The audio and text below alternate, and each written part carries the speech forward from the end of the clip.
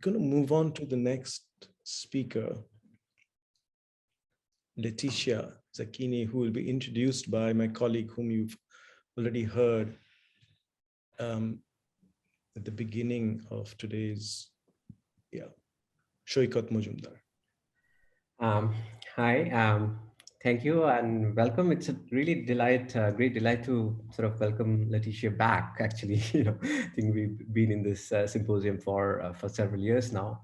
I've actually been teaching a graduate course on world literature, where also we, among other things, we discussed Ulysses. And it's interesting that several of the literary activism contributions have been making their way in. One chapter I just did was Derek Attridge talking about Zoe Vucombe.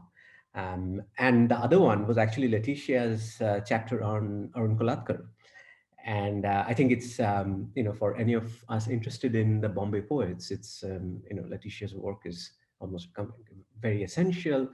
And, what I realize is that my conception of world literature, as I rediscover every time I think about it, is very much inflected through the small, the marginal, the underground. My conception of world literature is very, very connected to that. And I think the most interesting part of the global for me is actually what seems the stubbornly provincial. It seems stubbornly provincial on surface. And I think this is something Laetitia has really brought out, so many ways, and just much as she talks about the Bombay poets' reincarnated lives in France. And I think some of the things that I am really struck by her intervention is what she talks about magazine activism, little magazines as a form of activism. And obviously, anybody who's been thinking about the way Indian English literature imagines itself post-independence, it's impossible to think about it throughout the language of poetry. And certainly 60s, 70s, 80s, the Bombay poets, clearing house, all these houses.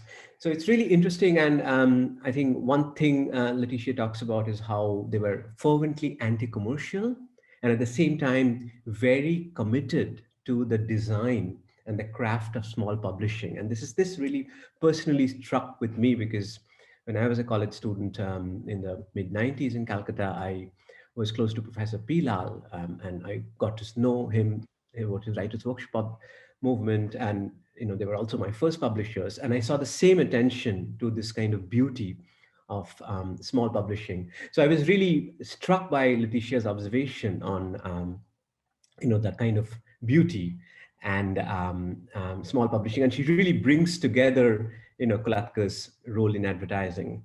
So yeah, I mean, I love when she says that the Bhakti poets are like little magazine conspirators because they do away with intermediaries.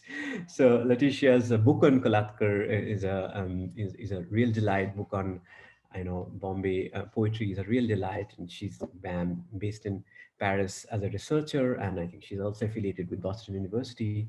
And I think she's really made our encounter with Bombay poetry so much more pleasurable, and so many labyrinthine alleys, from so many multiple perspectives, whether it's art, advertising, Kolatkar's personal habits, that they come alive. And I'll be teaching her chapter along with Jezuri this class. So it's a real pleasure for me to again introduce her. So over to you, Laetitia. Good to have you back again with Literary Activism. Thank you so much, Shekhar. Thank you so much for this very generous introduction. And thank you also, Amit, for inviting me again. It's once again, it's a real pleasure to be here. So I have a PowerPoint, which I will show just now. Sorry, I'm still, so I have to share my screen. Once, okay. Can you see it? Yeah, okay, great, wonderful.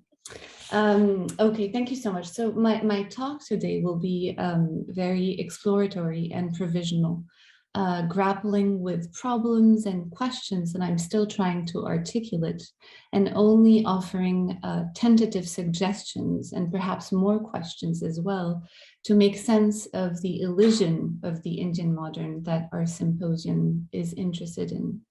So I will be including many citations many citations, because it's in part by listening to what these poets have to say about their craft, about their positioning, and about their struggles that I've enjoyed working over the years, listening to them in live conversations, but also being attentive to what they have to say in the many journals and often perishable little magazines they started publishing in the 50s and 60s that Shirkat was mentioning.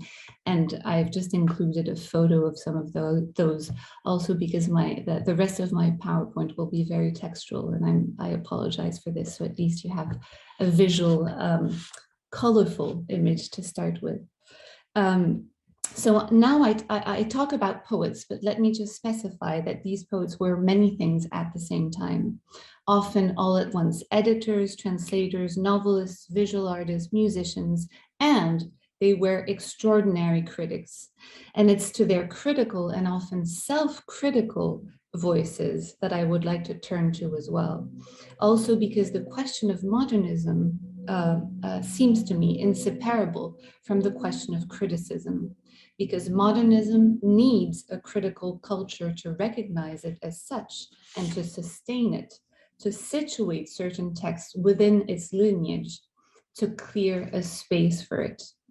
The fact that they were either primarily or also poets, however, is not incidental to our questions today, because modern and contemporary Indian poetry has been, as we know, dismissed by the market, by the publishing industry, and by academia.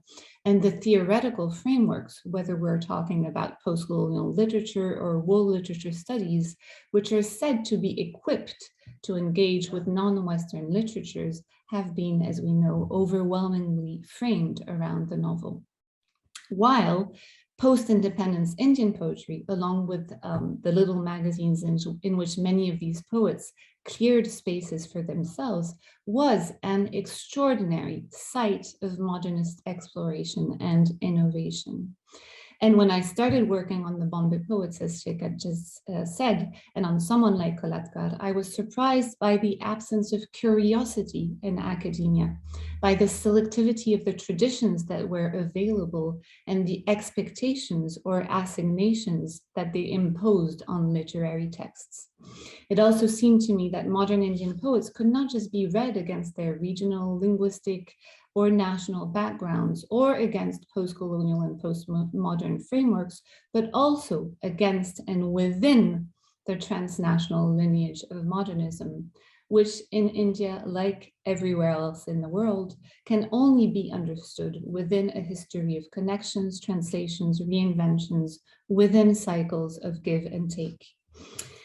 So I will be speaking mostly about modernism rather than modernity or the modern, which is indeed linked to a context of minority, to a practice and an ethos of minority, of the non-mainstream.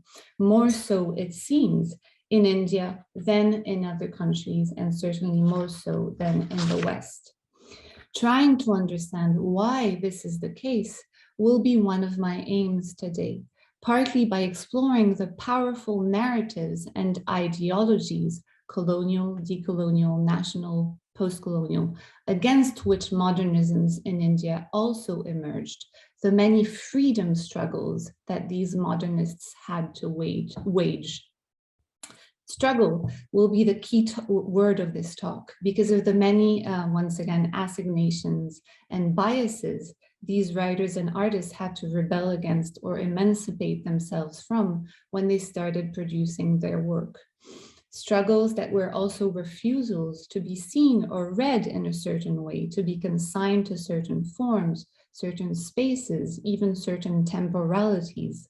Struggles against different forms of neglect, repression, suppression, censorship, including self-repression and self-censorship. Struggles for self-determination and self-definition, and struggles finally to hone a modernism of one's own, to craft voices and forms they could call or recognize as their own. So I would like to start by two quotations, which will in a way frame or funnel what will follow. The first is by Ahmed Chowdhury, words that are all at once a caveat, an invitation to a form of vigilance, and, as always, an invitation to extend the boundaries and possibilities of conversation. So Chowdhury speaks of the trauma in this text, which is actually an interview, a conversation published in 2003, sorry. But Chowdhury speaks of the trauma of traveling west and discovering, I quote him, your white interlocutor's fundamental and almost ontological conviction that he represents culture and history. Of course, we can add modernity, while you don't. Traveling west is not only to discover that you possess no role in Western history, it's to have the role you play in your own history and class structure taken away from you. This is probably traumatic for the cultural Indian bourgeois, but it's completely repressed. What exactly happens to us when we are engaging with a white culture, not necessarily racist, but which is unable to read us? The effect it has upon us has been left largely unexplored.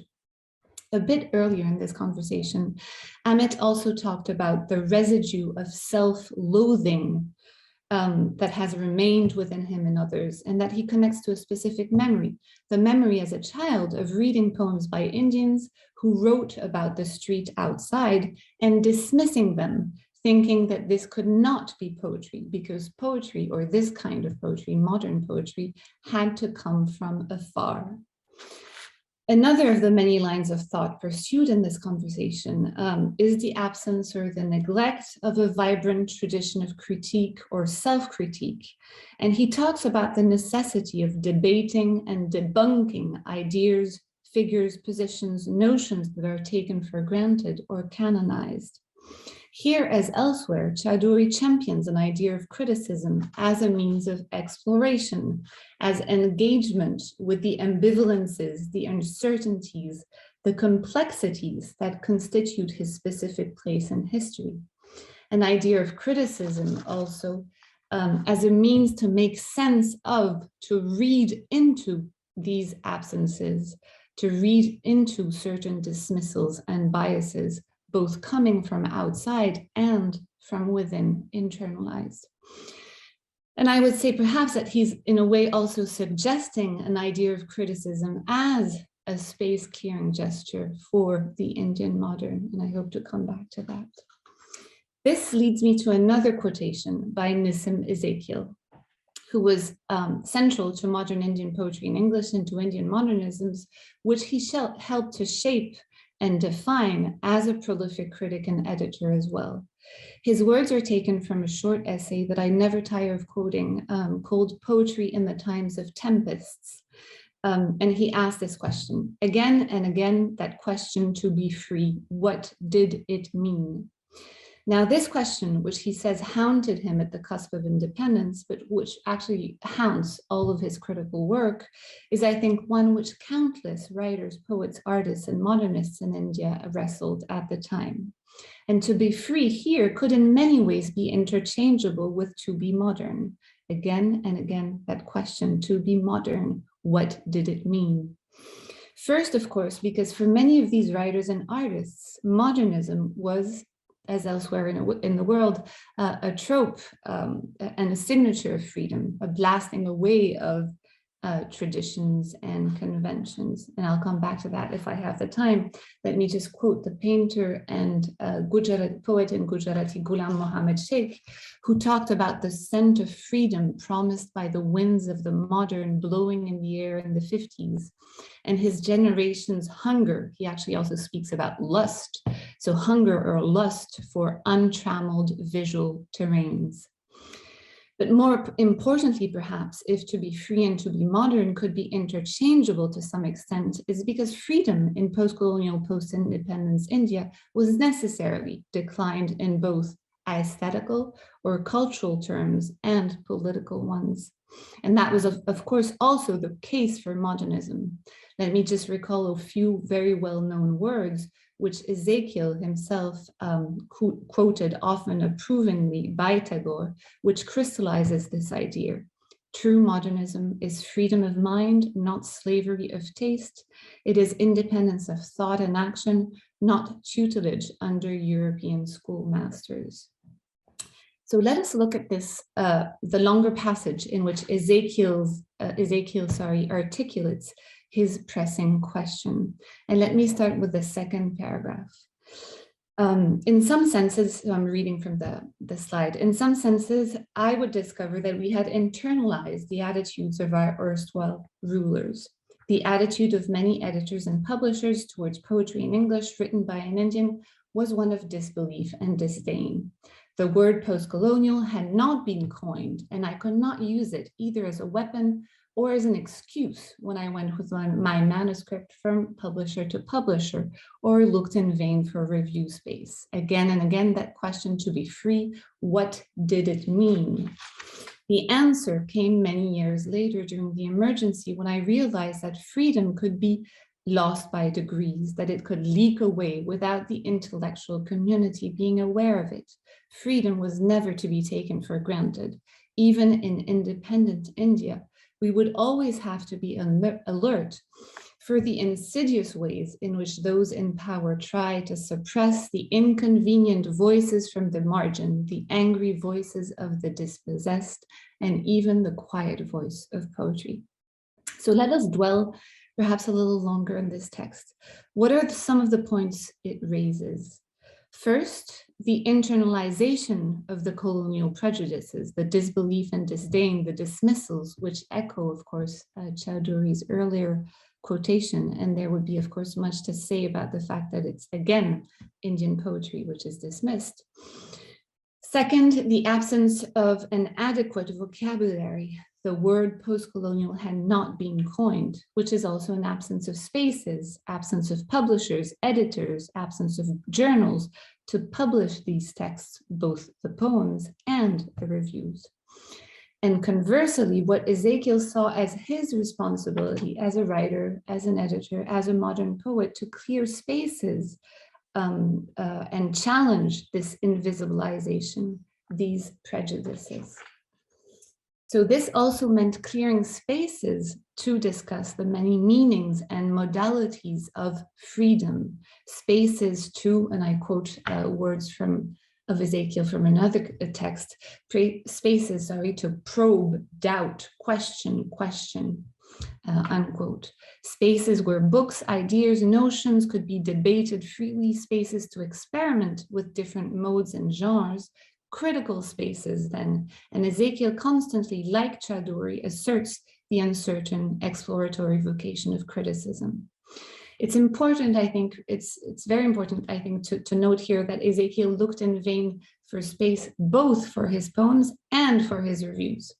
Ezekiel was in fact an extraordinarily prolific reviewer. And I think if that was the case, and he was also an extremely prolific editor and essayist, it's also because what he and others have identified as the shortages of a critical culture may perhaps, that would be my central proposition, which is in fact a question, so may perhaps be connected to the elision of the Indian modern, to the elision of all those inconvenient or marginal voices that Ezekiel talks about, and which must of course be understood both aesthetically and politically. It's both the angry voices of the dispossessed and the quiet voice of poetry. And that's what Ezekiel signals brilliantly, of course, by saying that the answer to the question, to be free, what did it mean, came to him during the emergency. The fact that freedom can be lost by degrees if it is not discussed, sustained, exercised by the intellectual community.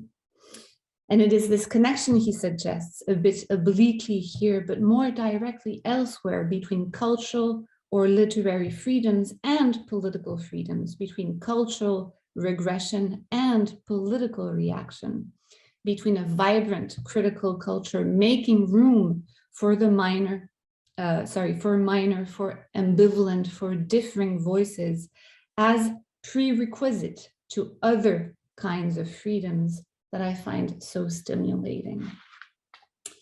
Now, in both these quotations, Ezekiel's and Chowdhury's, and in the title of my talk, the focus is on the struggle.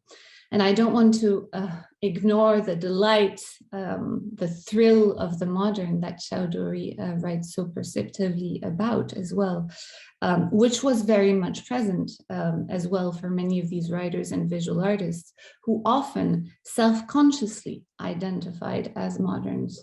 Remember Ghulam Mohammed Sheikh's words about the scent of freedom blowing in the air, a freedom that was also associated with the delight in irreverence and transgression.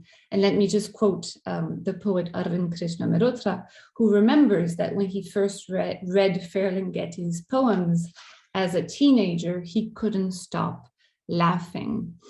And I quote him, actually quoting a line from a poem by Ferlinghetti: "Woman's underwear holds things up, men's underwear holds things down."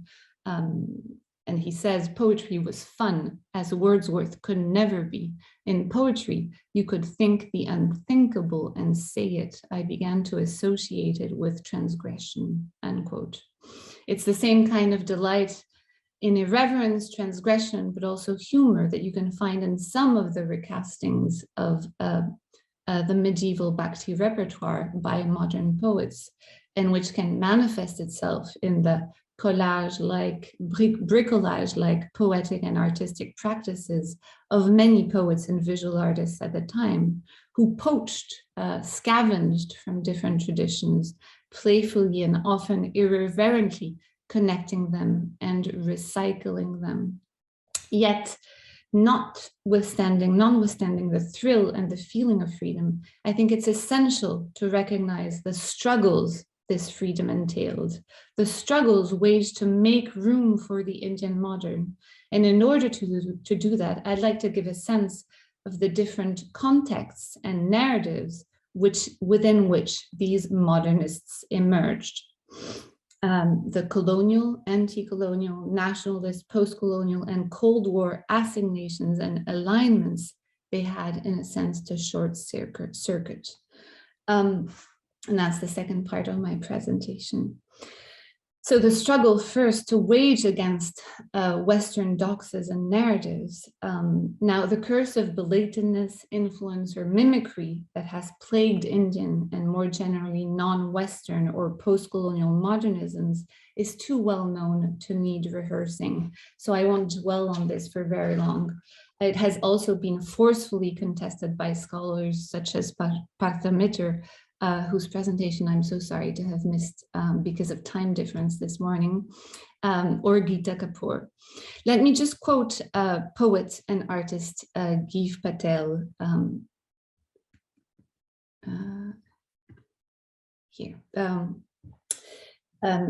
So he writes, for years and years, we have been hearing this chorus that our work was derivative. And that is what Western critics of that time were saying too. Oh, you are not rooted. All through the 1950s and 60s, critics would say, this is a kind of delayed Picasso. The more subtle ones would say kindly, why don't you look at your folk art? Why don't you look at your classical art? When the Western critic comes here and says, look at your folk art, your classical art, what he's telling us is that we don't belong to this century.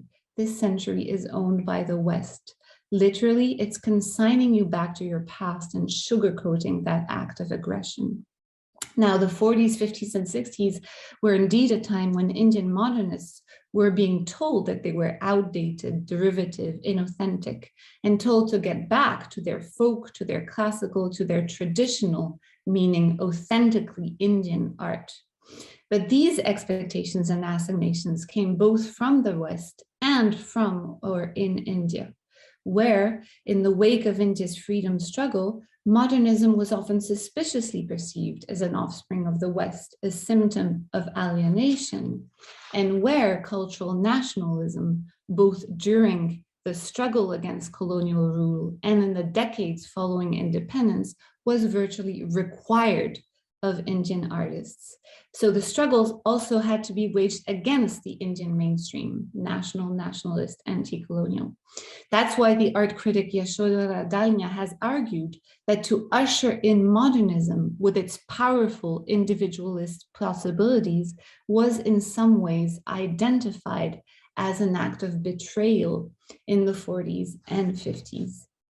In both these discourses, to put it very briefly and too schematically, the colonial Western narrative on the one hand and the Indian national narrative on the other, we find the disdain and the disbelief mentioned by Ezekiel, the confirmation of the narrative that modernity and modernism comes from afar.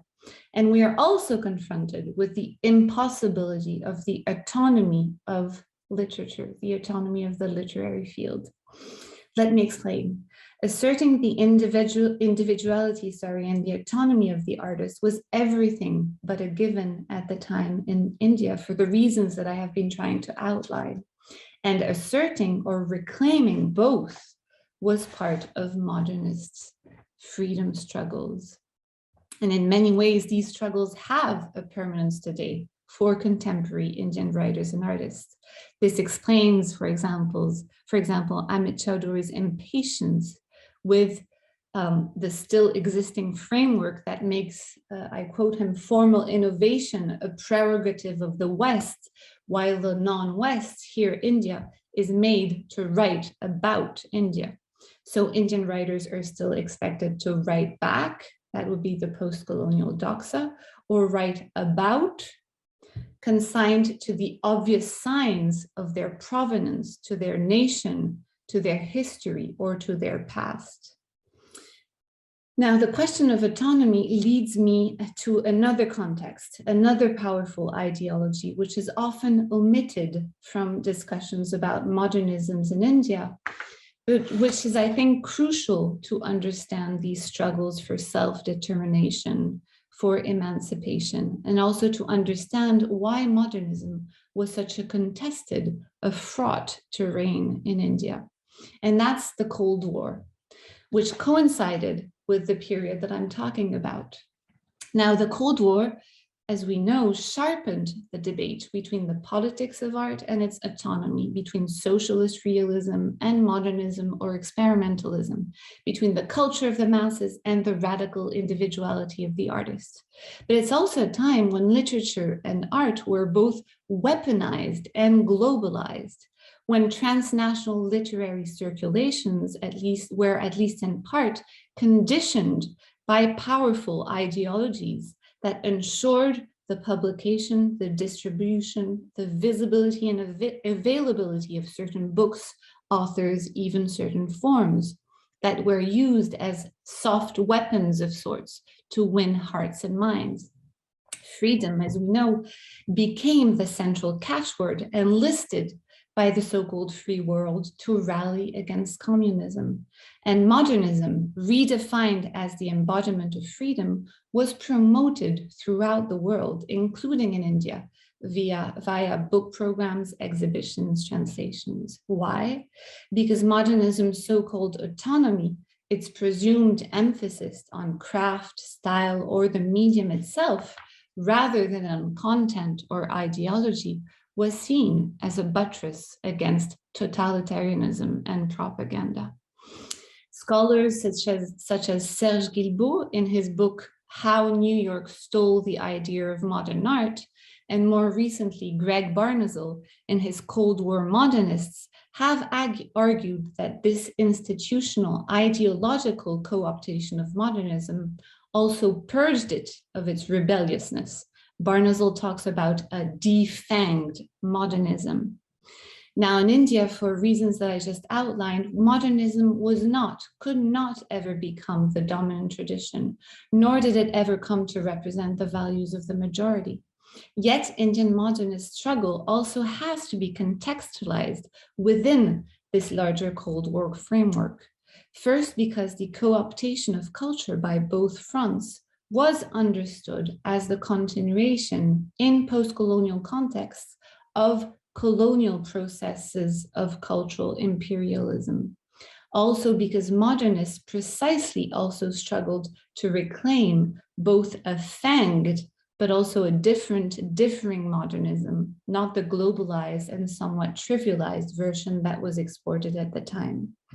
And let me turn to, and that will be my last slide, let me turn to an article entitled Boys and Girls in Purda, by the poet and critic Adel Jussawala, which he published in a student periodical in 1972. I won't read it because it's very long. I just highlighted the passages that I find interesting.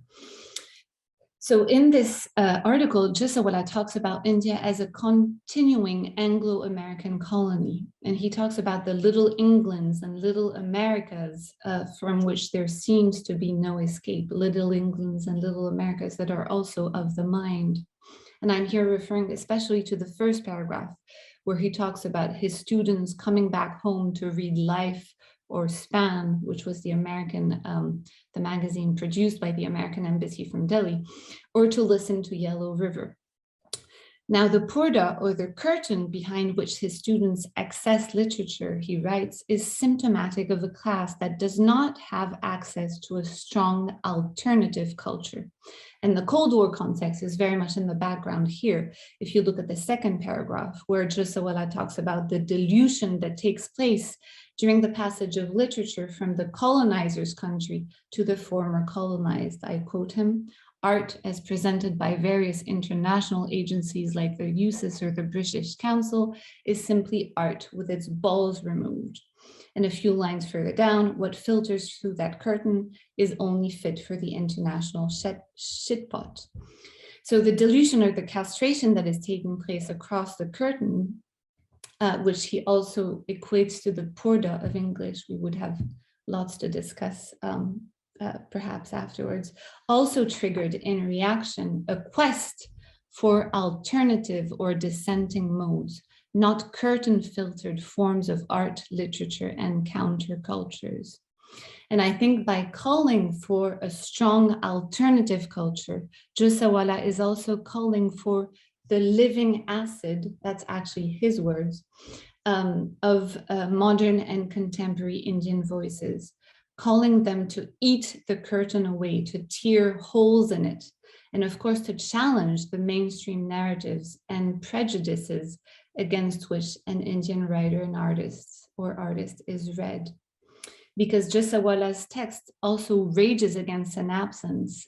If you look at the last paragraph, he writes, "A look at the SSC, ISC, which is the Indian School Certificate, and university textbook selections of the last 5 years will show that the contemporary Indian poet or novelist is completely ignored.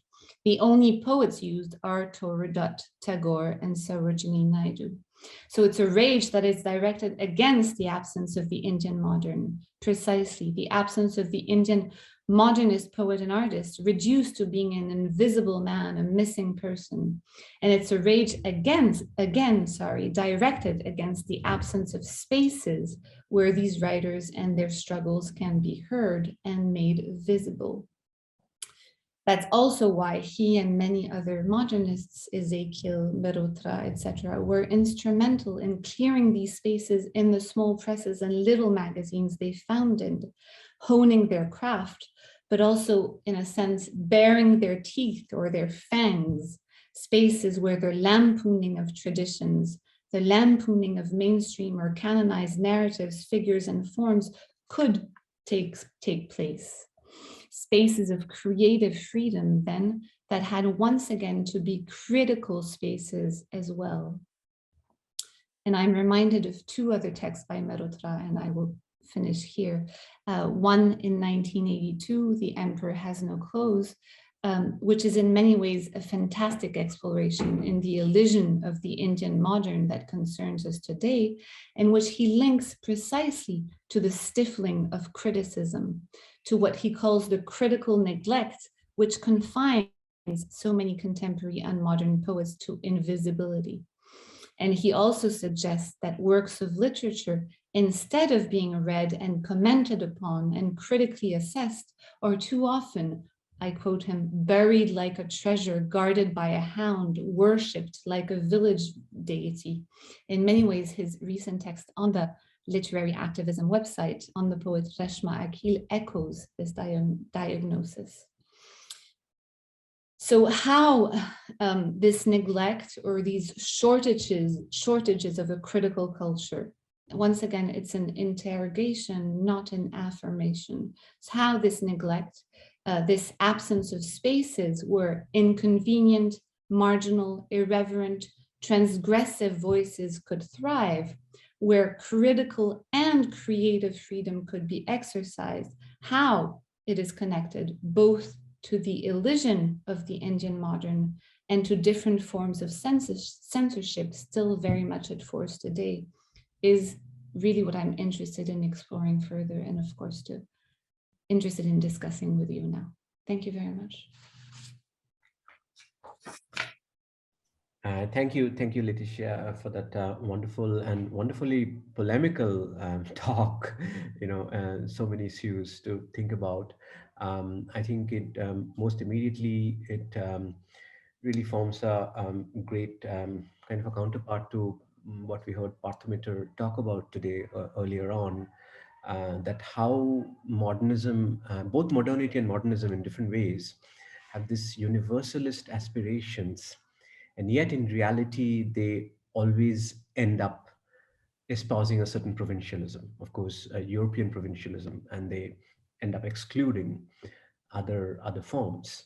Parthamitar was talking about Yamini Roy, and you talked about especially the quote by Jeev Patel, that kind of consigning the non-Western to a folk or a pre-modern reality, and sort of indicating a non-belonging to a modern moment, which is exclusively Western.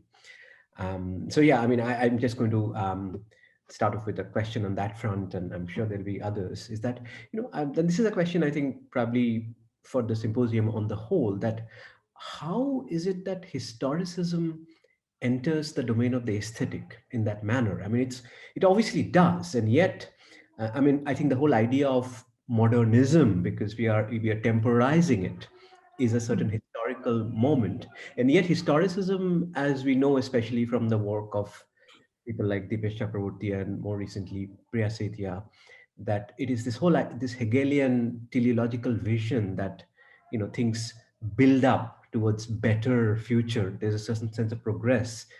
I don't think there's any place in the aesthetic at all.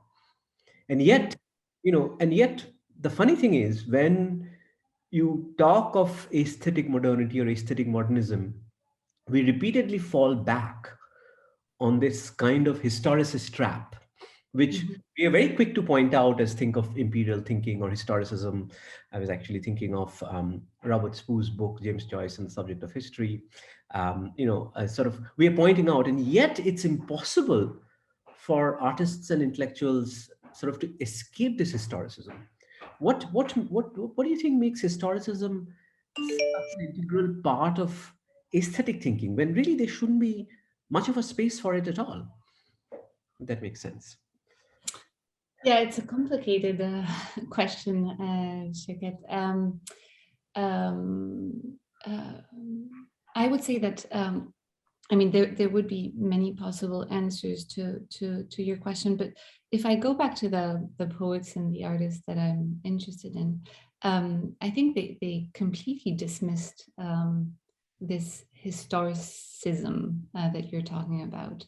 I think, and that's why this idea of space, which of course Amit Chowdhury has foregrounded from the very beginning, and why I always go back to this idea of clearing a space. I think this idea of space where you can move freely, where you can make connections between the past and the present, once again poach from different traditions, and create. I think that's also what Amit Chowdhury says actually in an article on Merotra, a space where you can create a simultaneous order. So the idea of space a spatial modernity where you can move once again freely, where you can make crossings, where you can make bricolage against the kind of historicist teleology that's been imposed also a lot by you know, the Western literary histories. I don't know if that answers your question, but no, that's been how I, yeah. Interestingly temporalized in terms of a cosmopolitan space. Yeah, yeah. Kind of a modern space, but I mean, I think we'll just wait here, and I'm sure other people have questions. So, questions? Anybody else? Mm-hmm.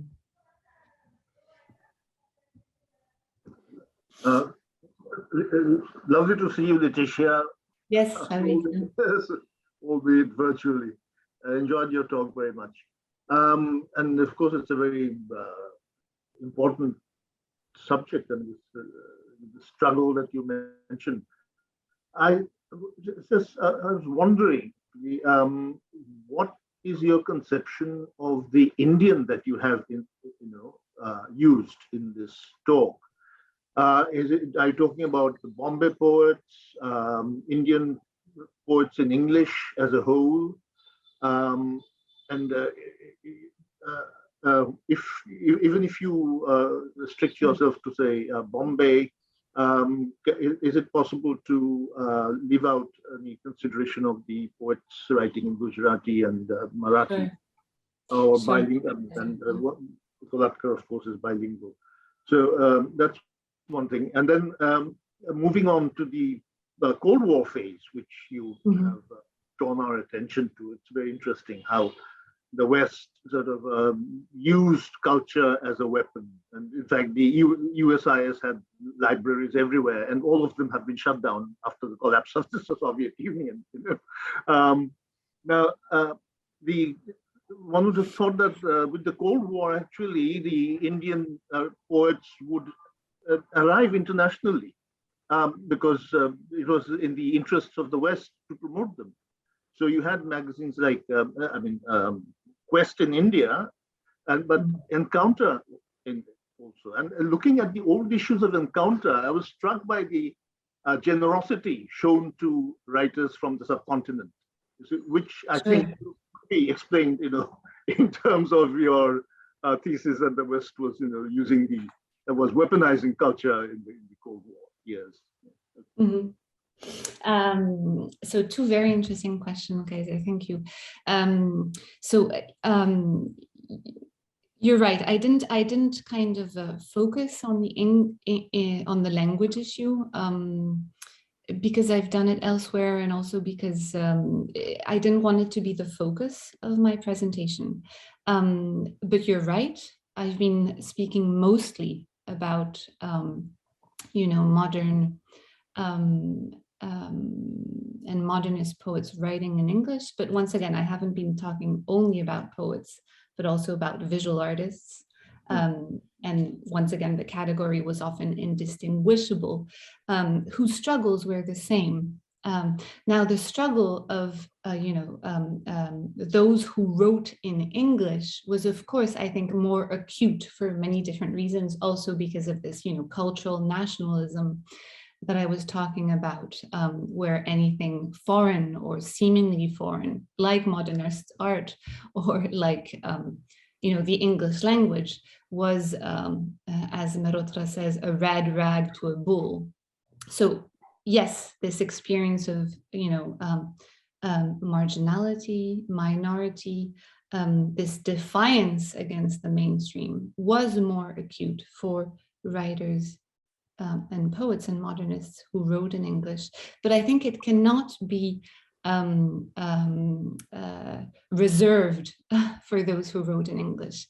And when you look at the little magazines, and I've been working a lot of on little magazines, where this separation, these boundaries between the languages kind of were often destroyed, or where poets navigated between different literary cultures.